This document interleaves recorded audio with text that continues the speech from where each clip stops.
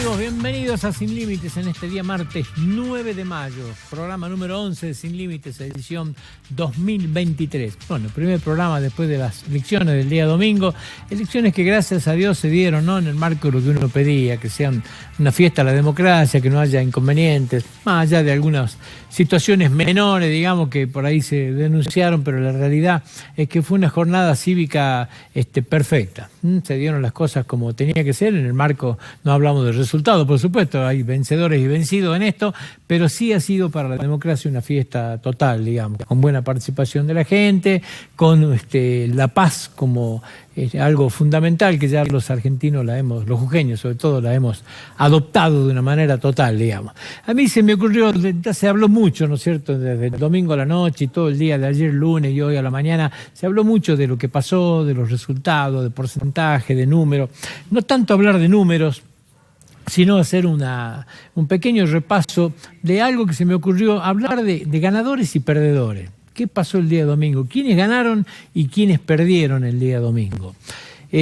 Como ganadores, en primer lugar lo pongo al gobernador Gerardo Morales. Me parece que es el gran ganador del día lunes. ¿Por qué digo del día domingo? ¿Por qué digo esto? Porque bueno, él ponía sobre la mesa para debatir 8 años de gestión. Acá había un referéndum de lo que pasó con Gerardo Morales, teniendo en cuenta que Gerardo Morales iba como precandidato a presidente de la República. Esta era una plataforma de lanzamiento o era el fin de su carrera política, porque si Gerardo Morales no lograba en las urnas el día domingo tener una contundencia, un triunfo, es muy difícil pretender, si no ganas en tu tierra, querer tener algún tipo de apetencia nacional. Bueno, no solamente ganó, sino que ganó por guarismos que no había ganado nunca antes, ni el Frente Cambia Jujuy, ni el radicalismo, ni cualquier opción que se hayan presentado, ¿no es cierto? Nunca habían tenido un triunfo tan contundente como el que pasó ahora, casi un 50%. Así que uno de los ganadores es Gerardo Morales. Ahora, ¿qué ganó? ¿Qué puso? La campaña de Gerardo Morales, la campaña de Carlos Sadir, candidato a gobernador,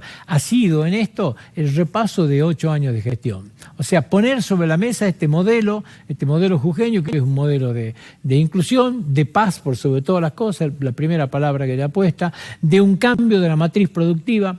Jujuy creo que ha puesto sobre la mesa esto, ¿no? Un cambio de la matriz productiva en distintos rubros. ¿Cuáles son las nuevas patas que sostienen la mesa esta productiva en la provincia de Jujuy? Y bueno, a las ya existentes, ¿no es cierto?, donde está el tabaco, donde está el azúcar, donde están los biocombustibles, se han sumado unas nuevas, algunas impensadas, ¿no es cierto?, y que se han desarrollado fuertemente, como puede ser el cannabis, como puede ser la energía solar, ¿no es cierto?, como es, digamos, mejor dicho, porque son novedades que las trajo desde la gestión de Gerardo Morales para acá. El litio y la minería ya estaba.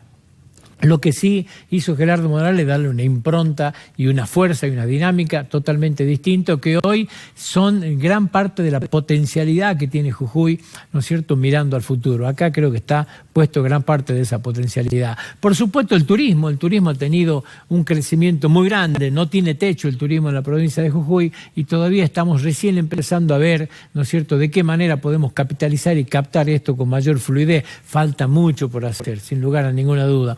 La economía del conocimiento es otra cosa que estuvo siempre sobre la mesa, está en la palabra del gobernador Morales, pero bueno, en este marco es donde está marcado, ¿no es cierto?, el cambio de una matriz productiva y es lo que ha llevado como bandera el Frente Cambia Jujuy para tratar de lograr, ¿no es cierto?, un triunfo en la elección del día domingo. Hago un punto y hago una parte, pero después vamos a volver sobre esto por una cuestión que quiero hablar de la minería y del futuro que podemos tener los jujeños con la minería, que es muy necesario que podamos desarrollarlo.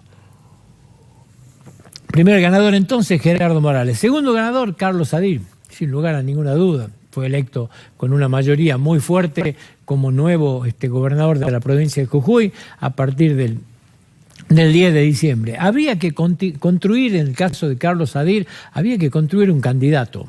O sea, porque Carlos Sadir era una persona de un perfil muy bajo, no era muy conocido, las encuestas hablaban de que no era una persona muy conocida por el resto de la gente, a pesar de que en los últimos tiempos, como fue la persona que llevó adelante todas las negociaciones que se hicieron en materia salarial, claro, era muy conocido en el ámbito, ¿no es cierto?, del trabajo en la provincia de Jujuy, pero era una persona que siempre se caracterizó en su vida por el perfil bajo, muy humilde, siempre en los rincones, no era una persona mediática, no daba, si bien es cierto, nunca nunca negaba entrevistas, pero tampoco era una persona que estaba permanentemente en los medios opinando. Entonces esto para un candidato era complicado. Ahora, ¿por qué se elige Carlos Sadir? Y sin duda que Carlos Sadir era la persona adecuada en lo que es el manejo de la provincia.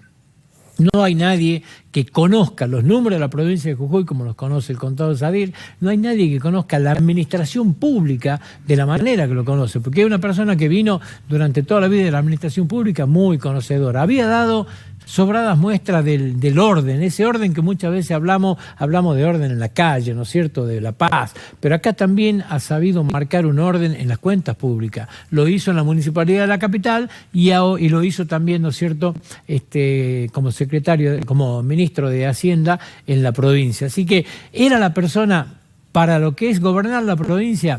No había ninguna duda que era la adecuada, o sea, el personaje ideal para sustituir a un gobernador que se va y que deja una vara realmente muy alta. O sea, no es fácil reemplazar a un Gerardo Morales, que es un trabajador inclaudicable, lleno de ideas y que está 24 horas del día, porque yo no sé en qué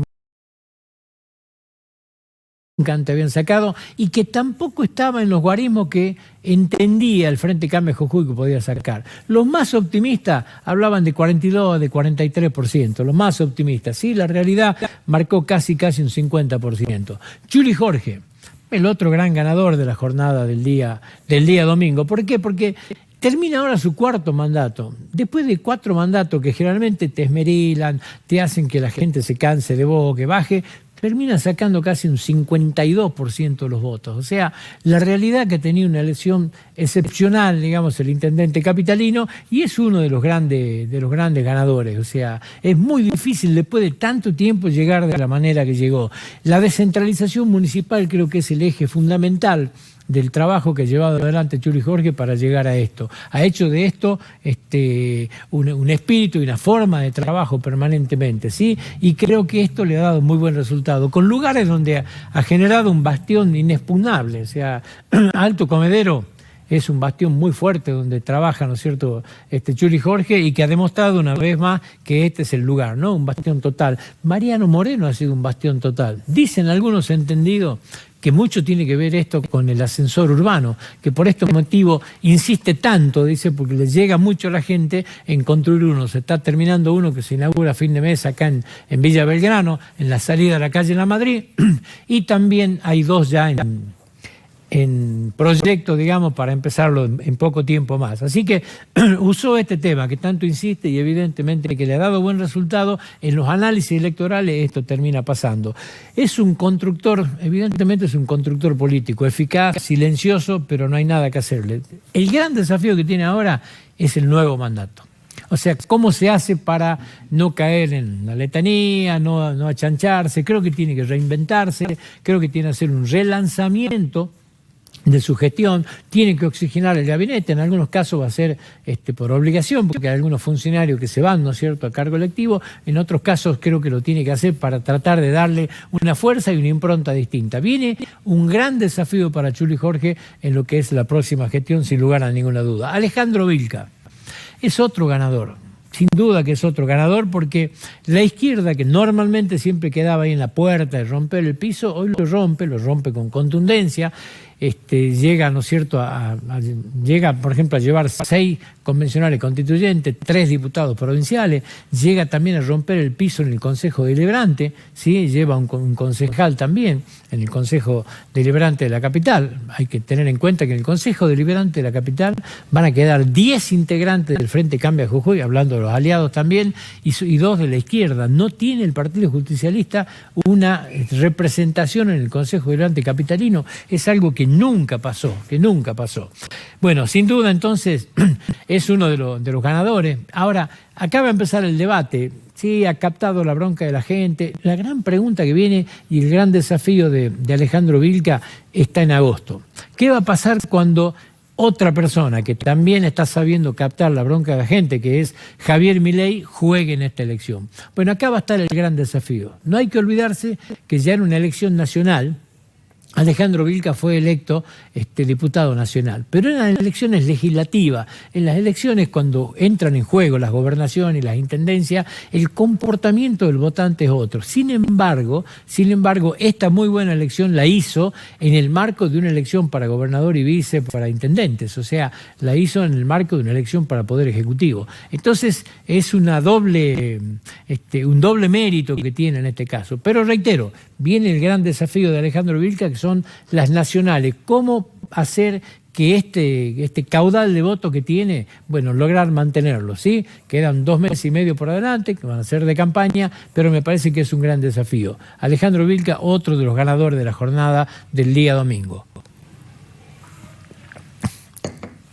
Rivarola Genefe, lo pongo en dupla, digamos, ¿sí? Son grandes perdedores del día domingo también. ¿Por qué digo esto? Porque tenían recursos, hemos visto una campaña en todos lados, con mucha presencia, con cartelería, con pasacalles por todos lados, tenían recursos, tenían el sello del PJ, eran lo que representaban al partido, les sobraba presencia en los medios, ¿no es cierto? O sea, son 2 personas dueñas de medios, esto hacía que tenían la forma de comunicarse con la gente y hacer llegar su mensaje, y terminaron sacando el 22% de los votos. Por eso digo, si hablamos de perdedor, por eso lo pongo, digamos, en el stand de los perdedores, a Rubén Rivarola y a Guillermo Genefe. La suma de todas las corrientes del Partido Justicialista, que ha ido con 3 corrientes distintas, ha sacado un 17.3% menos que el Frente Cambia Jujuy. O sea, la sumatoria de las 3 corrientes del justicialismo ha perdido contundentemente. Siempre se dijo Jujuy es una provincia peronista. Siempre se terminaba sumando las distintas vertientes del justicialismo y superaban a lo que había sacado, Cambia Jujuy, Junto por el Cambio, póngale el nombre que tenían en elecciones anteriores. Hoy, la sumatoria de las 3 vertientes está 17%, más de 17% abajo del Frente Cambia Jujuy. Por eso hablamos de ganadores y perdedores y ponemos esto. Hoy el Consejo Deliberante, como decía recién, capitalino, no tiene ningún representante del justicialismo. O sea, ninguno. Esto es una cuestión absolutamente histórica, digamos. Por eso hablamos de lo que ha sucedido, qué está pasando. Es el gran debate que tiene el Partido Justicialista por delante. O sea, cómo llevar esto. ¿Quién va a ser candidato hoy en la provincia de Jujuy para las elecciones nacionales? Claro, es un gran interrogante porque méritos en esto, en función del resultado, es como que no le quedó a nadie méritos propios, digamos. Viene ese gran debate también. Guillermo Snope, me parece que es el gran perdedor del día domingo. A ver, armó un frente con muchos sectores del PJ, había nombres muy interesantes de figuras que han trabajado en el PJ durante mucho tiempo, con arrastre, con militancia, con mucha vigencia, y lo chocó, porque literalmente lo chocó. O sea, tenía una gran oportunidad de llevar adelante, ¿no es cierto?, una oposición muy fuerte y debatir con lo que había quedado en el Partido Justicialista, pero sin embargo terminó, primero cometió el grave error esto de creerse en la posibilidad de que podía ser candidato a gobernador, ¿sí?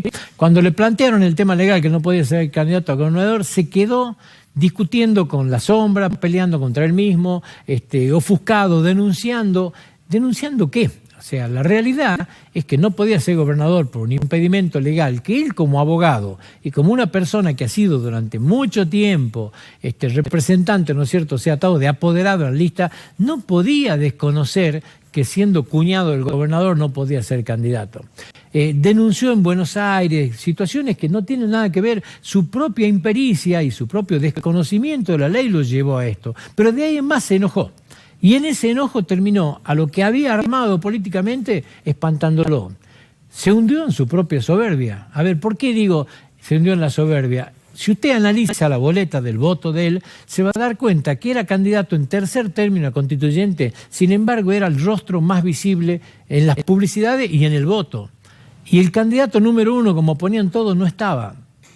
O sea, se enojó de tal manera en la pérdida de esta posibilidad de ser candidato que terminó obrando de una forma que se fueron todos, se fueron desmembrando, nadie empezó a trabajar, nadie quedó conforme con este tema, no pudo salir de este error inicial y se quedó renegando contra él mismo, digamos, ¿sí? Ahora uno se pregunta, ¿y cuál es la proyección a futuro?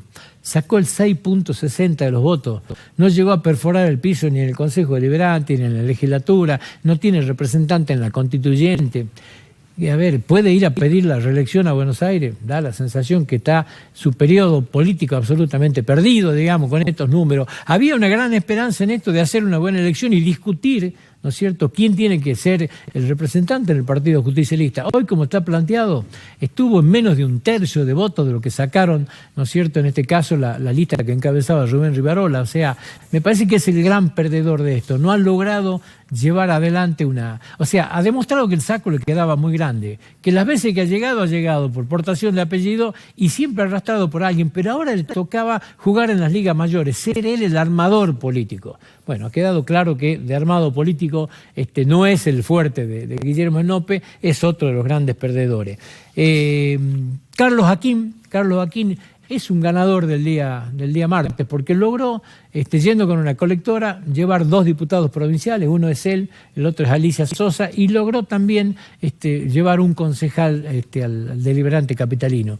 Es uno de los ganadores que salió de último momento y me parece que hizo una elección muy buena y hizo su aporte, es la pata peronista, ¿no es cierto?, de Cambia Jujuy, hizo un aporte también interesante, como en otras oportunidades, para el triunfo de Carlos Sadir.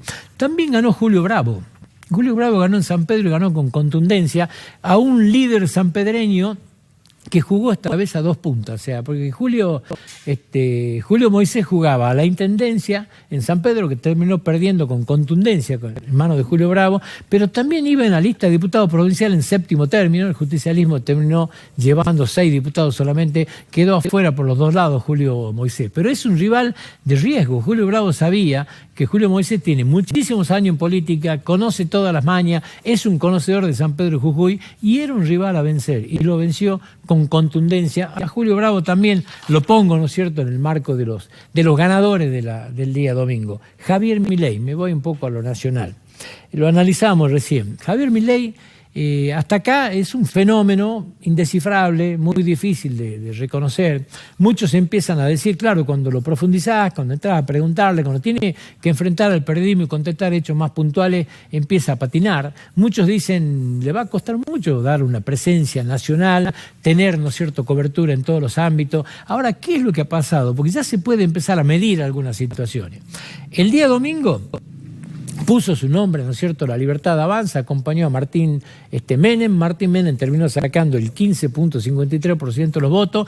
No solamente que hizo una elección muy chica para lo que se esperaba, sino que a su vez termina siendo señalado por el dedo, que es, como muchos decimos, porque me incluyo en esto, una persona absolutamente funcional al kirchnerismo, ¿sí? O sea, es hoy mejor que cualquier candidato para el kirchnerismo porque le resta a Juntos por el Cambio y es un apoyo fundamental para Cristina Fernández de Kirchner. Bueno, en La Rioja lo demostró y lo comprobó una vez más. Es un apoyo fundamental para Cristina Fernández de Kirchner. Ha permitido un triunfo de Quintela muy cómodo, con el 50% de los votos, donde no solamente va a ser el gobernador por los 4 años que vienen, sino que a su vez sacó mayoría en la elección de constituyentes. La Rioja reforma la Constitución y se elegían 36 constituyentes. Bueno, ahora tiene mayoría. Y dentro de las locuras, permítame la expresión de Jorge Quintela, está, por ejemplo, acortar los mandatos de los jueces que tengan mandato acotado. Cosa decía, cuando te falten 2 años, acordate que después tenés que venir con el pliego acá. Quieren nombrar un consejo político que analice los fallos judiciales, o sea, crear una instancia política para revisar los fallos judiciales. O sea, pide a los periodistas que se autolimiten en sus expresiones cuando estén enfrente de funcionarios elegidos por el pueblo. O sea, quiere limitar en la Constitución la actividad del periodismo. Bueno, esto es lo que está pasando en La Rioja. Y también quiere a su vez modificar la Constitución porque solamente tiene una reelección. Bueno, ahora en la reforma va a tener 2. Entonces, después que termine este mandato, porque la Constitución se va a reformar ahora, va a tener 2 mandatos más, ¿sí? Porque seguramente van a hacer el análisis, ¿sí? Con la Constitución nueva yo nunca he sido elegido, dentro de 4 años va a ser mi primera vez, entonces va a pretender tener, ¿no es cierto?, 2 mandatos más, eternizárselo un poder. Esto es lo que pasó y lo que le indican muchos ahora, ¿no es cierto?, a Javier Milei respecto de lo que sucedió en en La Rioja. También no le ha ido bien en las dos elecciones anteriores, sacó menos de 10 puntos, y ahora el domingo también vuelve a jugar fuerte, porque va a jugar en Tierra del Fuego y va a jugar en la provincia de Tucumán, donde está apoyando a Jorge Bussi, a Ricardo Bussi, perdón, así que va a tener de nuevo, ¿no es cierto?, otra prueba el libertario para ver qué es lo que pasa. Había usado el sistema de decir no acompaño a nadie, porque no le está yendo bien. Ahora tiene que empezar a ganar territorialidad, tiene que empezar a estar en todos lados. No es fácil una elección nacional y no se la gana simplemente teniendo buenos márgenes en las encuestas que se hacen y hablando, porque hoy lo que se conoció el nombre de quien va a ser la diputada nacional, que va a ser su candidata a vicepresidenta, pero en la realidad no se conoce equipo, no se conoce la gente que lo acompaña, parece ser que es la hermana, él. Va a tener mucho más por delante si quiere ganar una elección nacional. Hay que empezar a ver cuáles son los verdaderos guarismos y qué es lo que es realmente Javier Milei. Hoy es una incógnita, para muchos de nosotros es una incógnita, cuesta mucho entenderlo. Por último, 7 de mayo, Día de la Minería, no quería dejar de nombrar. ¿Por qué le doy tanta incidencia y tanta importancia a esto? No tengo duda que para lo que viene, llámese un gobierno nacional, llámese sobre todo un gobierno provincial, la minería es absolutamente fundamental. Hoy la minería, si hablamos del 2022, exportó 3.200 millones de dólares, ¿sí? Jujuy tiene 2 proyectos en litio solamente que están, uno está funcionando, pero está funcionando con una producción cercana a las 17.000 toneladas anuales, ahora con la ampliación va a llegar a 40.000 toneladas, ¿sí? Esto estamos hablando de Sales de Jujuy. El otro proyecto de Exar, se va corriendo un poco la fecha de apertura, iba a arrancar en febrero, después se dijo en abril, ahora se habla que en julio estaría trabajando, no va a poder cumplir en este año, ¿no es cierto?, con lo que es su potencialidad, donde va a estar en las 45.000 toneladas, pero la realidad que Jujuy, cuando tenga estos 2 proyectos funcionando a full, que no falta mucho, o sea, estamos hablando de 5 o 6 meses más, va a empezar a exportar en el orden de las 85.000 toneladas anuales. Jujuy solo va a exportar en materia de litio más que lo que exportó la minería en el 2022. O sea, el futuro que se avecina en esto es muy importante, pero, punto, comillas, veamos algo, hay cuestiones que están pasando en el orden nacional que invitan a ser precavidos y que asustan, ¿sí? Porque nosotros en Jujuy, hay que recordar, hemos tenido 2 legisladores que han presentado proyectos, ¿no es cierto?, que hablaban de la nacionalización del litio.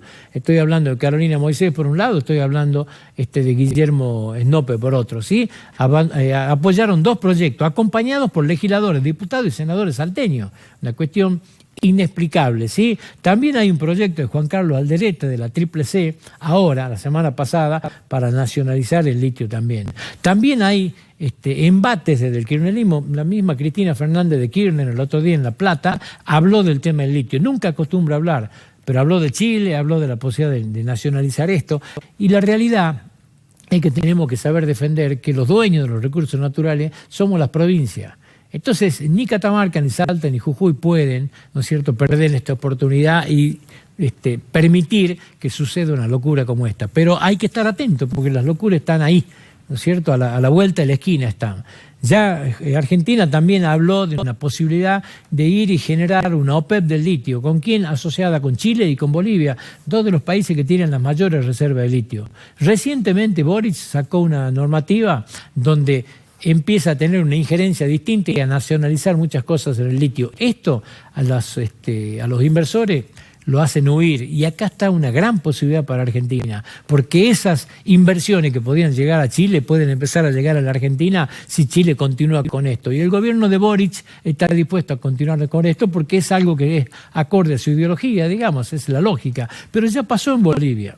O sea, Bolivia, cuando arrancó Evo Morales, ¿qué es lo que hizo? Nacionalizó tanto el petróleo como el gas. Las 2 cosas. Y en el litio dijo, las inversiones van a ser de Bolivia. No hay inversiones, no produce nada. Hoy Jujuy produce más litio que Bolivia. Y va a ser así, porque no va a caer ni un inversor, no hay nada. El capital no va a ir ahí. Pero le está pasando ahora con el gas y le está pasando con el petróleo. Ya nos dijo que ahora para el invierno de este año no va a poder cumplir con el contrato que tienen con nosotros. Y es un contrato de 13 millones de metros cúbicos diarios. No es un contrato como puede tener con Brasil, con la industrialización de San Pablo. Es un contrato menor, si se quiere, pero lamentablemente no va a poder cumplir. O sea, El hecho de no invertir, el hecho de tener esa política que ahuyenta a los inversores, hace que estén parados sobre la reserva más grande del mundo o la segunda más grande del mundo y que no puedan ni siquiera cumplir con los contratos. Hoy el Banco Central Boliviano tiene problemas con las reservas, igual que tenemos nosotros, no tienen dólares, empieza a haber un dólar blue en Bolivia, increíble pero cierto, en una economía que está saneada sin inflación empiezan a tener este problema, es la falta de inversión. En esto es fundamental bajar el mismo mensaje, ¿sí? Y este mensaje que el kirchnerismo baja es de querer meterse, de querer dirigir, ¿no es cierto?, este tipo de cosas, hablando de nacionalización, de intromisiones de esta naturaleza que son imprevisibles. Aquí hay un gran debate. Jujuy, Salta y Catamarca lo tienen que dar juntos. Ha sido el Día de la Minería, es una gran expectativa para nosotros. Esperemos de que todos estos sueños se nos puedan cumplir. Para el Jujuy que todos queremos, hay pilares que son fundamentales. Uno de ellos es la minería. Felicitaciones a toda la gente de la minería en su día. Nos vamos a la pausa, cuando volvamos estamos con el contador Carlos Sadek.